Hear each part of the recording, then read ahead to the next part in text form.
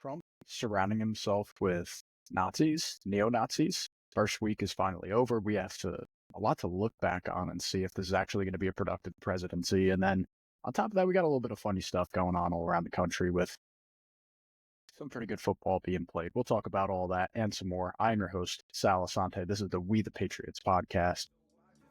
Let's get right into it.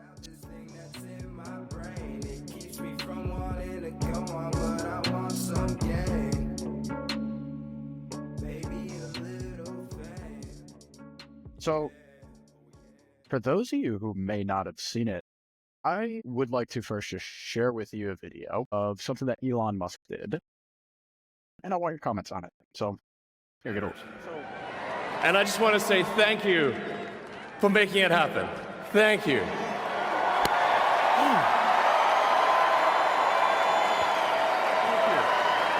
My heart goes out to you.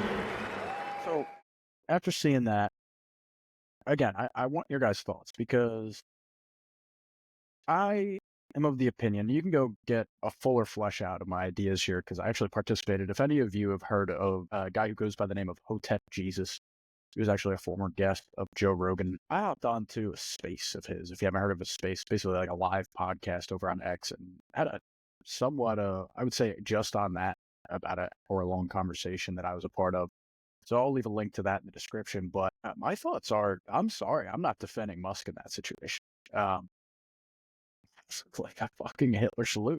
That looked like a full-on Z Heil everything. That was disturbing. That's how I saw it. I think that if Trump is playing his hand correctly, yeah, the guy has a lot of influence and he's got a lot of money, helped you get elected for sure. But get him the hell out of your administration. What the fuck kind of look are you giving off without even acknowledging that happened? Yes, I don't really care about, whether the guy has Asperger's, whether the guy has some form of autism, some sort of, social awkwardness, antisocial behavior. I don't really care. I'm sorry, but doing something like that and then trying to say that that is me sending my heart out to the people, was a quote, and no further response from there, just calling, I think, everybody saying that they're taking low blows and grifters and whatnot. And to be honest, not really, man. You run, at this point, hundreds of billions of dollars worth of companies, if not trillions of dollars worth of business assets. And you represent all of those assets. And now you're even representing the government and the people of the United States by working for them. I'm sorry. My point of view after seeing that video, and again, you're going to watch a guy do something twice, not just once, but twice, throw out that. And if you're going to take that out of context and say that I did it too, go ahead. But I am just explaining what I saw. That looked exactly like every single one of either somebody making fun of how dumb of a thing it is, or you look back to the real footage of Third Reich Germany. That's exactly what it looked like. I'm sorry. There's no benefit of the doubt when it comes to that for me. And I'll get across one point before I move on to the next topic here. This is one of the points that I wanted to hammer home when I was on the space with our friends over there on Twitter. Elon Musk is not really the person, not the engineer, not the person behind actually putting his ideas into action. He requires very intelligent and hardworking people in order to get his ideas from his brain into the real world. Where you're talking about an electric car, you're talking about anything, SpaceX. Yeah, he might have had certain ideas, or he wants to push certain ways of thinking in order, for example, to get us on Mars, or to get the electric vehicle to be the most commonly used vehicle, and that's fine. It's not him that does it. What he is a salesman. He's the CEO of a company, which means he is the brand. And if you're a CEO of a company, you go through media training, you do a lot of things in order to make sure that when the cameras are put on you, you are prepared for what could be going viral. And you're not allowing the narrative to be controlled by other people. It's you that controls the narrative, and kind of lost the narrative, in my opinion. Now, not gonna lie, I've been losing faith in the man that we call Elon Musk pretty rapidly over the past 5 to 6 months, I would say, even before Trump was elected in November.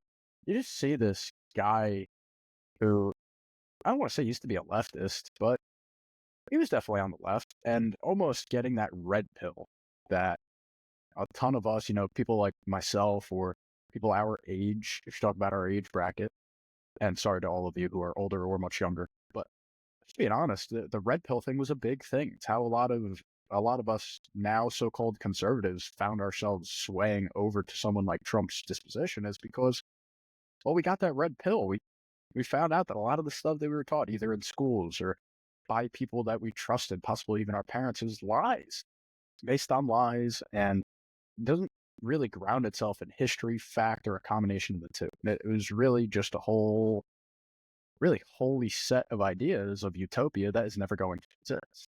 And that is what modern day progressivism, leftism really is. However, you can make the same arguments and point them out to the right. And I see Elon kind of falling into that category where taking things to the nth degree in terms of either race relations, woke rightism, and taking it to a point where it's I'm not gonna lie, it's not really, to me, soluble. I don't want it. I don't want to digest that. I even at this point, I've muted the guy on X because his stuff is just so goddamn annoying. So to get on top of that and to just kind of close this point out, what I saw was disturbing. To see him throw out that, I really have a better way of describing it, that Nazi salute, and throwing that out twice to a crowd of people cheering on the next presidency, to me was really freaking disturbing. I did not enjoy it. I'm not going to make any excuses for him, and I do think that action should be taken on the highest level to get him out of the public limelight. Even if he's going to continue to be running this DOGE program, the Doge, he's going to run this Department of Government Efficiency, do it behind the cameras, man. Do not find yourself getting a camera pointed at this man, and if you're Trump, don't make the cameras point at him. You have all ability to make sure that the media stays on you, media stays on your cabinet that is not causing problems like this. So why allow yourself this easy opportunity of attack that can come from all sides now? I mean, I don't know how true this is. Somebody can come find the facts for me because I couldn't find anything directly before I put the show up here. But there's a lot of people in Germany, and I believe even the government said that he committed a crime. If that's the case, I mean, again, not that we have to subscribe to how people in Europe are thinking that's the reason that we started this whole country, but at the end of the day, you do have to be on the lookout, especially as a president of the United States, for PR. Bad freaking PR, man. That's bad PR. You put out a bad image for people that are, well, we voted for you to be the change. And I don't think that that's the change that anyone is looking for. So get that man the hell out of there. Let's move on. Trump had a hell of a first. And I say we talk a little bit about it. So Trump's first week, a lot of the time has been spent, I would say, from what I could see. I'm going to have to do a little bit more reading on the fine details of what these executive orders are coming out to be, but it looks like a lot of it was undoing what Biden signed into law. Having some firsthand conversations with people on something like insulin, right? So people affected by diabetes, either type 1 or 2, and how much they actually got affected by the cap in insulin prices. And the honest truth is not that much. If you really go through it. How if you're someone who's online and you're finding all the statistics, it absolutely had a difference. But for the people who actually pay at the end of the day, they did not feel these great effects that the executive order of Biden tried to institute, or at least tried to claim, tried to take the PR on. And a lot of this that I want you guys to kind of realize as a theme today is all about PR. It's all about how whatever action is being taken is really being taken by the public. Like, who cares about what you're doing? It's really about how the public's going to react. And it's really important in terms of getting things done or gaining momentum in order to get big changes to happen, is that people need to be trusting you that A, you're doing what you said you were going to do, but B, the effect of enacting certain policy is actually going to play out the way that you described that it would, right? So when you talk about all this PR from Trump, I think there's a lot of things that I think can be considered a good. Another example would be rescinding that cap on prices, which is really, in my opinion, if it is how I am to understand it. Again, I got to do a little bit more reading, but that's just one example where the wording was really fancy in order to get people to buy into it, but at the end of the day, it didn't really change the price of healthcare in the United States at all. If anything, it probably just solidified that Americans are going to be screwed going forward. and rescinding that and bringing it back to a true market effect, letting the market handle itself, I actually am in agreement with that. So honestly, give it Pulitzer Trump. We'll see how it plays out. Might have to enact something like a price cap at some point. That's very possible, but we will have to see. Another one is removing the United States from the World Health Organization. And I'm not going to lie, if you lived through COVID, and obviously a lot of us did, I don't mean to say obviously, but if you were an adult already going through COVID and you got to see just the absurdity of some recommendations that were passed down from the WHO and World Health Organizations around the world, it really affected us Americans in a heavy way. People started either subscribing to WHO or being extremely anti. And if that's the role, and we're going to talk about, funding and how much money the U.S. gives out in aid, not only to the WHO, but things like, you could bring up the wars in Palestine or in Ukraine, and you look at the overwhelming majority of aid that's flowing into these places, and a lot of it is coming from the United States. So if that's the case, I think we got to be a little bit better about spending our money. And I think pulling ourselves out of the World Health Organization, and what I would hope, now this is a lot of hope, and I don't have the exact wording of what pulling out of WHO, what that actually means. We'll have to see a little bit and wait for the facts on that. But what I would hope is that we start to bolster the American medicine engineered the way that we have been, always striving to be the best, putting out the best research and constantly verifying our thoughts on things, right? So you think about how we had certain use cases for something like ivermectin, right? And I'm just pulling this back out. We're talking about COVID here. And if you're going to utilize this drug, and if it's possible that this drug could have saved lives, could have stopped the need for certain people to get vaccines or get over-vaccinated, start putting stuff that they're not comfortable in their body. Ivermectin is a drug that has been used forever. If I'm not mistaken, I could be totally wrong here, but was originally a malaria medication and was adapted to many other use cases because of, number one, its ability to be replicated so easily. In order to create it, you could have a factory churn out straight up ivermectin and not really have an issue with supply, but it's very effective. And if that's the case, now again, I'm not saying that it is, but we should be the ones pushing that kind of information. We shouldn't be forcing people to get inoculated in order to stave off something that really didn't have a high death rate, especially not for healthy Americans. Now, if you had comorbidities and you had underlying issues going into it, and then you get COVID, well, that's really a different story. And to be honest, I'm talking about something else. That's not me trying to say that there is no argument there, but what I am trying to say is that for the vast majority of people, other treatments could have been looked at first and foremost and could have been more effective possibly. And if that's the case, and what we're relying on, the WHO is putting out information against that, what is against the true use case of anything, whether it be talking about any sort of vaccine or talking about, just general health recommendations. Well, if you're wrong on such a big one like COVID was, COVID affected the entire world, really shut down the world economy. A lot of that had to do with stuff that was recommended from the WHO. So I am in full agreement. I know I'm just one person, but I'm in full agreement of pulling out of that, not being the pretty much sole funder of the organization and kind of holding those people accountable. Get back online, otherwise we're not going to be working with you. So I'm all in favor of that. Now let's go through a little bit of the dirtier details here. Withdrawing from the Trans-Pacific Partnership, this is a pretty high one. Again, I'm going to have to see the wording on this to see if this is a legitimate, good, bad, or in the middle kind of policy here. Federal hiring freezes. Signing this into, first of all, this one probably really only should be under executive action and not needing any sort of law of Congress. So I don't think anyone's going to be able to make a great argument that you needed Congress to pass this. But I could not agree more. One of my biggest issues with work from home orders, and I do this every now and then at my own job, so I enjoy taking the day when I can, and I have a day at home and I'm still productive.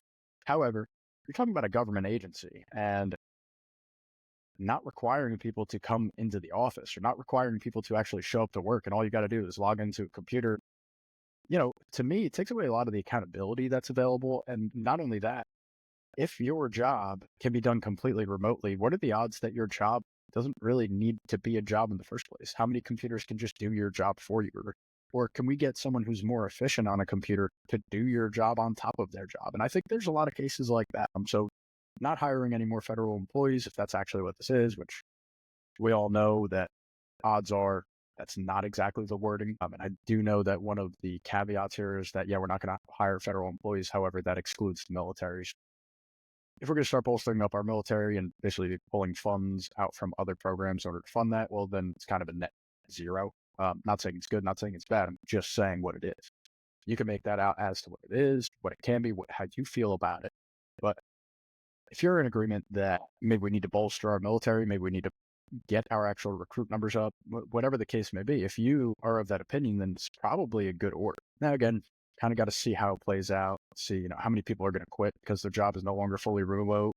How many people are going to quit because maybe not even fully remote, but now they're being required to come in on days that they don't want to or cannot, because there's definitely some cases out there where somebody took a job because it allowed them the ability to take certain days off that maybe they need to have open in their lives, whether it be for their kids, whether it be for their health, whether it be for X number of things. Maybe they're running a business and they're doing this as help to the government. Well, if those people drop out and we start seeing real issues in terms of the way our government works, then odds are that one should probably be rescinded. And we'll see. We'll see. If there's anything, I have all my issues in the world with Trump, and I'm sure many of you do as well, but if there's anything that you can say that the man does maybe not publicly come out and say it, but if something's not working, he puts an end to it, especially if it's something that he put out. You will hear him on so many occasions come out and start talking in a certain way about something and be really heavy on it. And then once the policy that he wants starts getting enacted and it's not doing what he wants, he'll just stop talking, right? And what happens behind the scene is that everything that he tried to push is now no longer being pushed. We'll see. I'm sure that'll be the case for some of these executive orders. There was a lot of them. Another one was some legislation in terms of executive order, of course, going against the Affordable Care Act. This has been a talking point on the right, so to speak, the right, for quite some time now. Yeah, if we're really going to do this thing and we're really going to go against the Affordable Care Act, what we need to do is come up with a plan going forward. It can't just be on a whim. It can't just be saying, oh, Obamacare was bad. Obama's ideas were terrible. The Supreme Court getting their vote flipped and voting for something that they don't agree with was bad.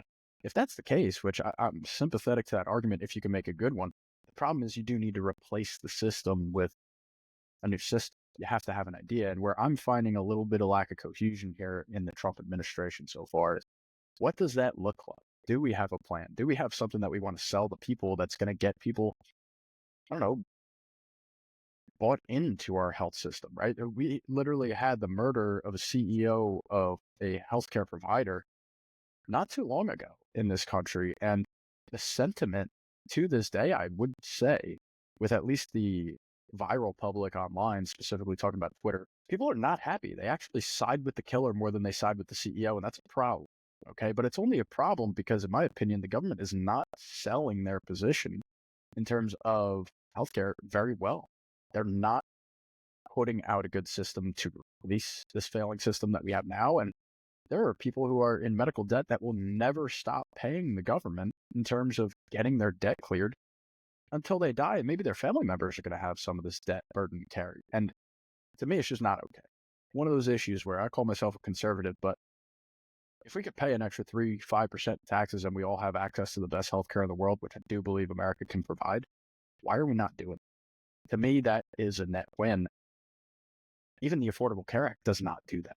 Let's find ourselves in a better system, I think. And this is just, again, talking strictly about healthcare, because if there is one thing that I believe that someone like the President of the United States should have a really involved interest in, it should be the health and wellness of his citizens, of their citizens. If the president is not a male. Yeah, just going forward, I think us people also need to understand that we are in a broken system. Can't levy all of the attacks on the person who's in charge right now, whether that be the exact company that you're talking about the CEO, talk about the President of the United States, because the system's broken.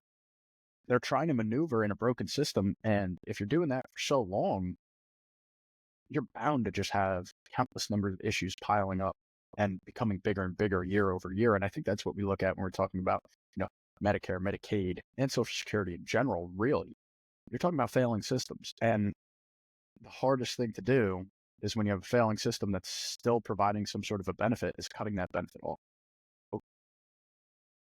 I will have some grace. I think you give Trump the 100 days, right? You expect these first 100 days to be some of the biggest in our country's history in terms of change to be enacted. And then we start seeing what that change looks like. Once those decisions start really coming into play, I think that it's time to really evaluate. And I do want to get out in front of something just in the middle of this before I continue on some of the more viral executive actions that have been taken by Trump. Now is not the time for conservatives, for liberals, for independents, for hardcore right wingers and hardcore left wingers. Now's not the time to lax off of Trump. And half of those people I just mentioned, you're going to say no shit. But it's important to say as a conservative or as someone on the right, now is the best time to get critical. If you're seeing something that you're not okay with, if you are, you know, like I am with what happened with Elon Musk over the past week at the inauguration, I think it's important to voice our opinions on it. It's important to get out in front and say, yeah, like we definitely had a mandate. You could say we definitely wanted you in office, Trump, but we didn't want that. We don't want that representing our government. We don't want to be coming out to the world as we're all a bunch of little Hitlerians. No, absolutely not. These executive actions are another opportunity, I would say, to voice your opinion. Keep coming out.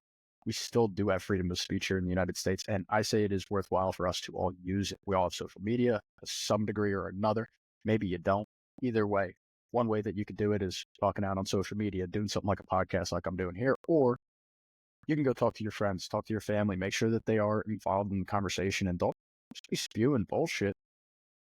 Talk honestly about the issues. If you don't understand something, ask questions, right? Have these conversations with your family members because it's important to keep this conversation going. And yeah, like I already mentioned, we do have a mandate that came down from the voters, and clearly they wanted a Trump presidency by a pretty overwhelming margin. But if that's the case, that doesn't mean he gets to go free hog wild, whatever he wants, and doing things that might be detrimental not only to the United States in general, but detrimental to how we are outwardly facing to the world. I think it's important to rein him in, make sure that he's still challenged, make sure he's got people coming in different points of view into his ear in order to get things done. Sometimes the way that politics works is different sides are coming at things from different angles and more than likely trying to solve the same problem just with a different kind of solution. If you believe that, if you buy into the system of which I buy into, that means that some of the issues that we're dealing with as everyday Americans have to be solved from people on the left or from ideas that come from the left and not just everything comes from the right.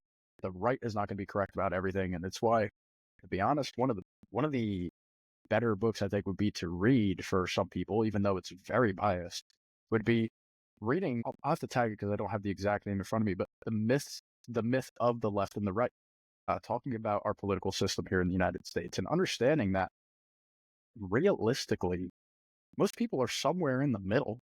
Most people are trying to come from things from a point of view of wanting the solution, not wanting the right side. If that makes sense. You don't have to pick the right exact person, but you do have to pick the right set of ideas to move forward, especially on a certain set of problems. And again, that does not mean that one side is going to have the answer to every single problem. That doesn't really even make sense that could be a possibility. So let's move forward a little bit. We do have some border security provisions that are being put in. I think immediately you saw a drastic number, which I thought was really cool. Some people kind of mistook, or in my opinion, they mistook what these numbers would mean, but you saw a drastic reduction in border apprehensions the first day that Trump was in office. And what that means is that less people are trying to cross. You have less people who are trying to force their way into the country, and that is a good thing.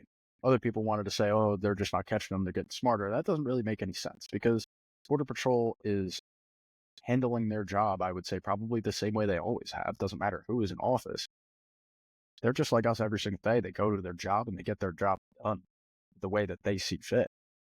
What it tells me is that they had less opportunity. And to me, that is a good thing. Now, do we have to fix our immigration system? 10%.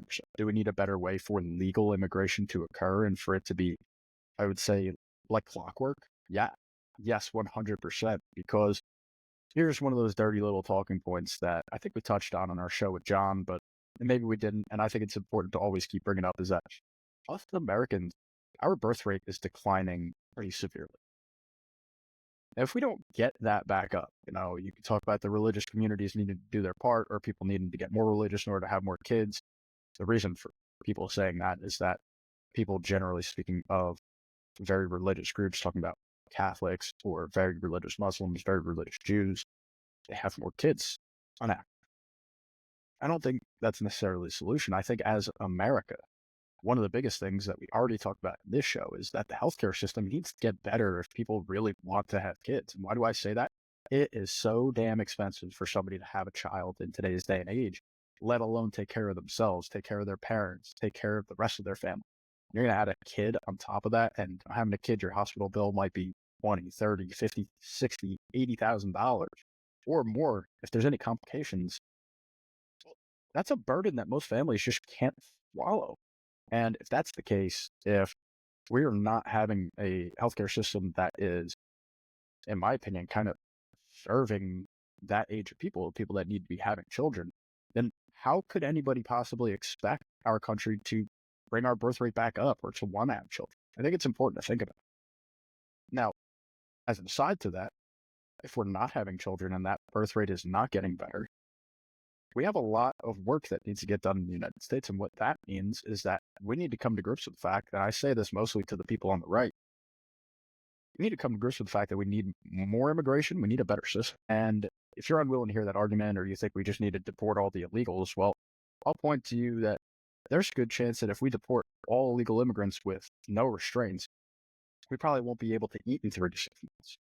We probably won't be able to have good crop harvests or be able to sell at local farmers markets properly, get the food distributed properly. Because so many different parts of our food industry, not talking about restaurants, talking about what gets the food to a place like a restaurant, a supermarket, farmer's market, so much of that relies on labor that we would all consider illegal immigrant labor. And that is true. I'm not trying to say that to be an instigator here, but what I am trying to say is have to realize the implications of enacting a policy that is so really broad swath, taking in a lot of people and not really taking into account their personal circumstance, which a lot of them might be the fact that maybe they did get a work visa, overstayed it, never reapplied, and did not want to go through with the process of getting a lawyer paid for and having this process go on throughout their lives, affecting their family, affecting their daily life. Maybe they didn't have the money to do it. And if that's the case, then again, kind of got to go more case by case basis and kick everybody out all at once. We'll see what that actually means, what plans for border security, what that's actually going to do. And then, of course, you had the funny ones. I know we talked about it a little bit, but renaming the Gulf of Mexico to the Gulf of America and not getting acknowledged by basically anybody else. It'll be funny to see if anybody else picks up on that. Maybe. It's kind of just a joke. Now, a couple of other things that I want to bring up. The first day in office, Trump pardons people from January 6th. I'll be honest, viewing January 6th as someone who was a Trump supporter, that time frame of after losing the election in 2020 and continuing, I would say until probably sometime around March to June, maybe even longer into 2021, after seeing what happened on January 6th, I was disgusted. That's not to say that I'm blaming Trump specifically. However, somebody has to have the blame. That was a disgusting event that happened on our federal land. And it really displayed the sometimes violent characteristic that could come out of a movement. Really, when you get a mob all riled up. It's not me trying to say that it was an extremely violent event, but they sure fucking made it look like. Does that make sense? Like, I do know that the one death actually ended up being a rioter, January 6th participant. It was not a cop. It was cops that died. There was no third-party people that died. In a lot of cases, you see video of the DC police literally just letting these people in, which is really odd. However, ever since that time, what we've seen is public demonstrations, mostly by people on the left, talking about Antifa, BLM, other organizations, environmental groups, all over the world, but specifically in the United States, where they would just go in. I can think of a specific example when they decided to go in the, I think it was the Congressional Hall. I could be wrong. You could correct me. When the Supreme Court decision came down to ban Roe versus Wade, remove that from the letter of the law. And if we're going to act like those actions didn't happen and January 6th was a one-off event, well, clearly it has been turned into not a one-off. And that, I guess that's kind of my point going forward. So for people to be jailed and jailed indefinitely, that part I do disagree with. However, there is, if we come back to that PR standpoint, that PR theme, something to be said about the outlook that comes from a president giving full pardons to people who were jailed in an event like January 6th. I think that PR could have been avoided if done on the third day when nobody else was paying attention. Everybody else, of course, is going to be paying attention to what happened on the first day as soon as he got in. However, I get it, and there is good PR to be had on the right side of things if you are to pardon these people right away. So I get it. Again, just saying, looking out for the PR from the president's perspective, it's got to be something first and foremost on his mind, because if he wants to enact all the policy and all the decisions that he thinks he's winning on, that he won the election on, then it's going to be important. And another thing, too, if he wants to pass the torch on to the next generation, which would be J.D. Vance at this point, you need to give him a good platform to build. Now, I know we kind of already talked about removing remote work from federal employees, but I do want to talk about the downstream effect that that could have in terms of getting rid of remote work across the country. That starts to be the case, and that starts to go forward. Then I think that we're actually heading in a pretty good direction. Now, there's something to be said about how a lot of us, in terms of Americans, talking about Americans, three computers, worked very small jobs. Sometimes all we did was manage our small little farm that fed either us or maybe us plus a couple families around us, just enough to stay afloat in this country. And how that has now, with essentially our entire country on average is relying on something like a supermarket in order to feed themselves. They are not involved in farming their own food whatsoever. And when you talk about that, or people who are removed from a big conversation that I would say is somewhat controversial, would be saying, how people feel about something for their own food, right?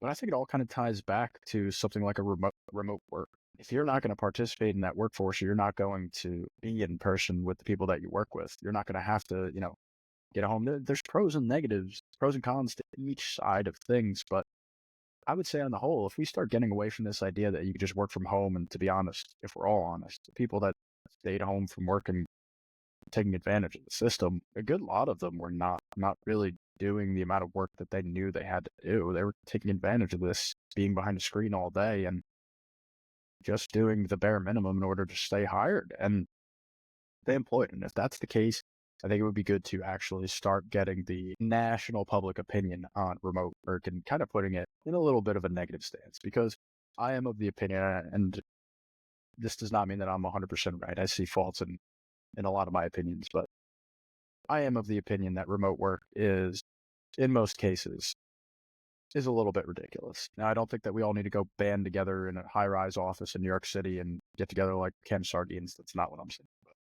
participating in a workforce, participating in a work environment, and having that work environment grow, I think is something that we should be striving for as Americans, and not the opposite. So just my thought on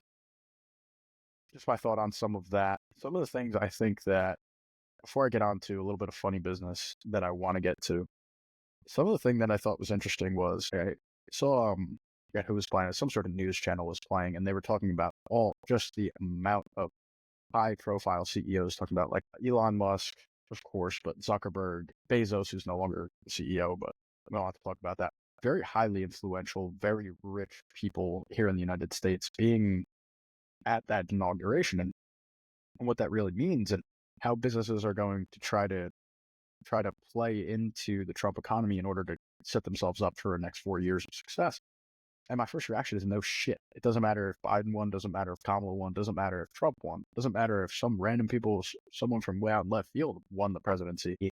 Good business is going to try to cater to, or at least get a little bit of favor from that, if they're big enough, especially, get some favor from the incoming administration. And it just so happens that this one's Trump. So you can't just say that these businesses are all of a sudden right-wing, something like Facebook, something which, we're being honest, anybody heard Zuckerberg's most recent interview on Rogan, you might have something to say about that. But what I'm trying to get at is that don't jump the gun.